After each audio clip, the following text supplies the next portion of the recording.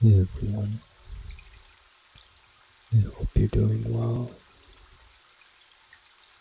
and I hope that this video will help you relax, fall asleep. I decided to add another book to my video series, and this book is called Me Before You, and I'm going to be reading this with Softspoken. No whispers for this book, just soft-spoken, because I know some people like soft-spoken over whispers. Also, I think this book has a movie coming out next month, so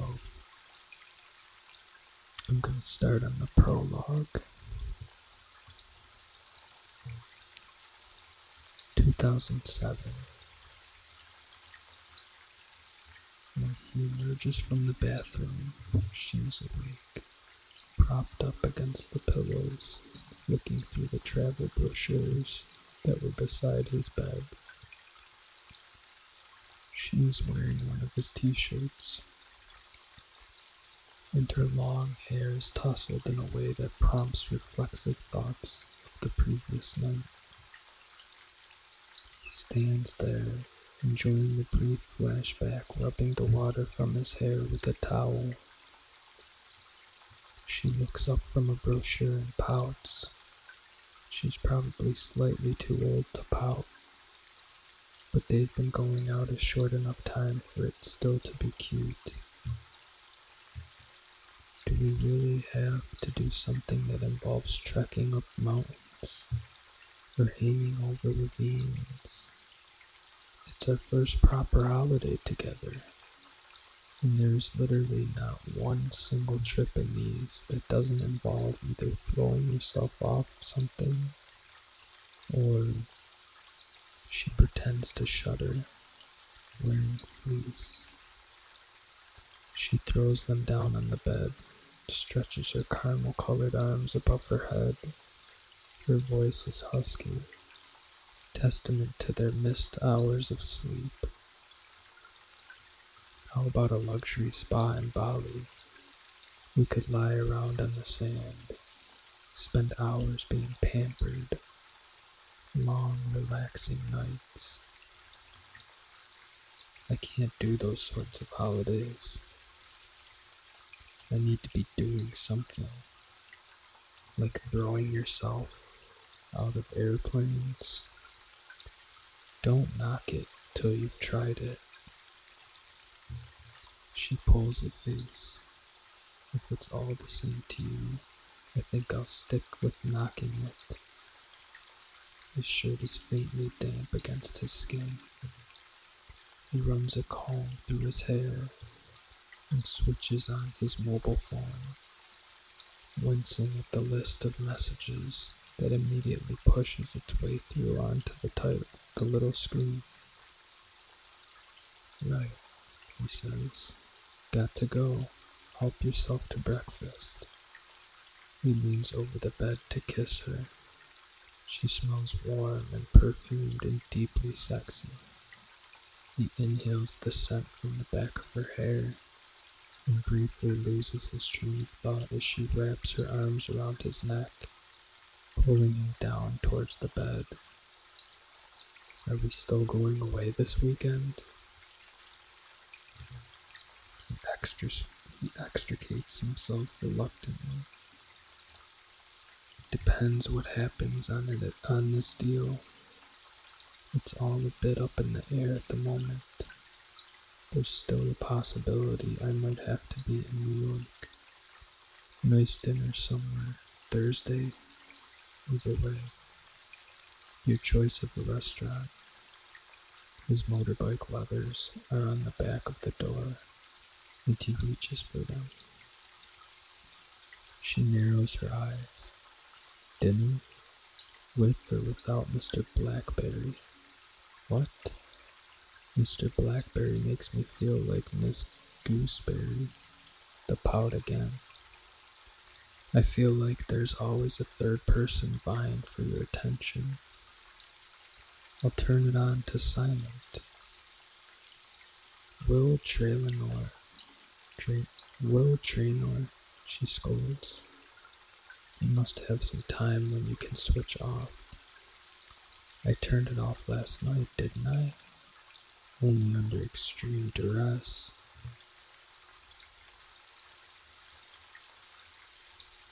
Grins. Is that what we're calling it now? He pulls on his leathers. Ulysses' hold on his imagination is finally broken. He throws his motorbike jacket over his arm and blows her a kiss as he leaves. There are 22 messages on his BlackBerry, the first of which came in from New York at 3:42 a.m. Some legal problem. He takes the lift down to the underground car park, trying to upload himself with the night's events. Update himself. Did I say upload? Update himself with the night's events. Morning, Mr. Traynor. The security guard steps out of his cubicle.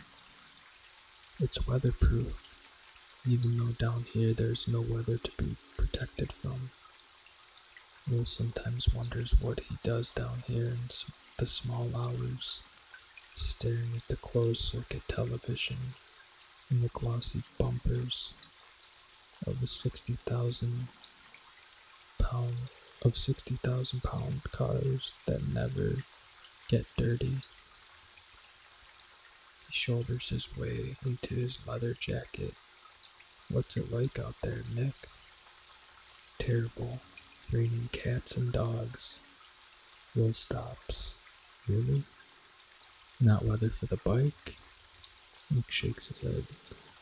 No, sir. Not unless you've got an inflatable attachment or a death wish. Will stares at his bike, then peels himself out of his leathers. No matter what Lissa thinks, he's not a man who believes in taking unnecessary risks. He unlocks the top box of his bike and places the leathers inside, locking it and throwing the keys at Nick, who catches them neatly with one hand. Stick those through my door, will you? No problem. You want me to call a taxi for you? No. Point both of us. No point both of us getting wet.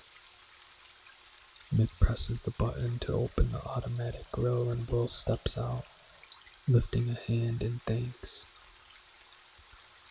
The early morning is dark and thunderous around him, the central London traffic already dense and slow despite the fact that it is barely 7:30.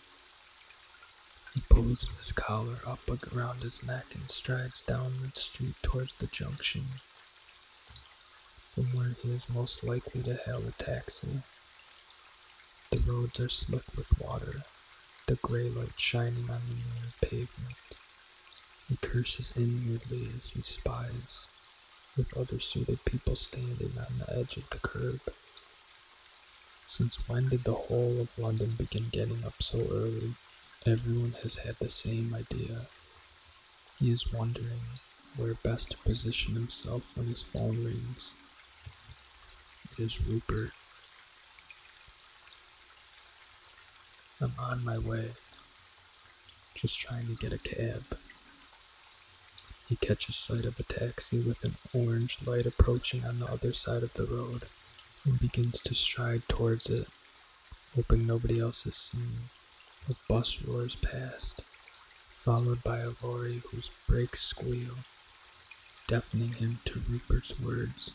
Can't hear you, Rupe, he yells against the noise of the traffic. You'll have to say that again. Briefly marooned on the island, the traffic flowing past like a current. He can see the orange light glowing, holds up his free hand, hoping that the driver can see him through the heavy rain. You need to call Jeff in New York. He's still up waiting for you. We were trying to get you last night. What's the problem? Legal hitch. 2 clauses they're stalling on undersection signature papers. His voice is drowned out by a passing car. It's hissing in the wet. I didn't catch that. Its tires hissing in the wet. I didn't catch that. The taxi has seen him. It is slowly sending a fine spray of water as it slows on the opposite side of the road. He spies the man further along, whose brief sprint slows in disappointment as he sees Will must get there before him. He feels a sneaking sense of triumph. Look, get Kaylee to have the paperwork on my desk, he yells. I'll be there in 10 minutes. He glances both ways, then ducks his head as he runs the last few steps across the road towards the cab. The word Blackfriars already on his lips. The rain is seeping down the gap between his collar and his shirt. He would be soaked by the time he reaches the office, even walking this short distance. He may have to send his secretary out for another shirt. We need to get this due diligence thing worked out before Martin gets in. He glances up at the screeching sound, the rude blare of a horn. He sees the side of the glossy black taxi in front of him, the driver already winding down his window. And at the edge of his field of vision, something he can't quite make out. Something coming towards him at an impossible speed. He turns towards it, and in that split second, he realizes that he is in its path, that there is no way he is going to be able to get out of his way. His hand opens in surprise, letting the blackberry fall to the ground. He hears a shout which may be his own. The last thing he sees is a leather glove, a face under a helmet, the shock in the man's eyes mirroring his own. There is an explosion as everything fragments, and then there is nothing.